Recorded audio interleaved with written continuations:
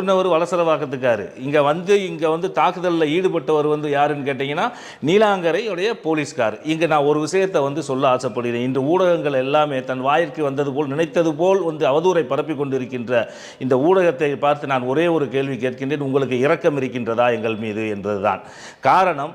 அவர் முதலில் வந்து அந்த வலசரவாக்க இன்ஸ்பெக்டரை எவ்வளவு டிசிப்ளினோடு ப்ராப்பராக அவரை ரிசீவ் பண்ணி வாங்க ஐயா கொடுங்க, இல்லை ஒட்டுறதா இருந்தால் ஒட்டுங்கன்னு சொல்லி அனுப்பிவிட்டவரும் அந்த அமல்ராஜ் தான் அப்படின்றத வந்து இந்த ஊடகங்கள் சொல்வதற்கு மறுதளிப்பது ஏன் என்பதுதான் என்னுடைய கேள்வி.